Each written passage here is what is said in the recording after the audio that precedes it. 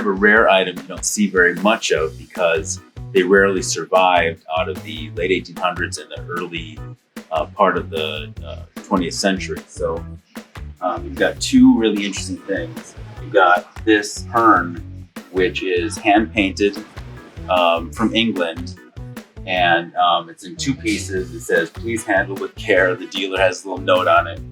But this would be placed as a centerpiece in a table, possibly filled with candies, and the vase would be filled with a floral decoration.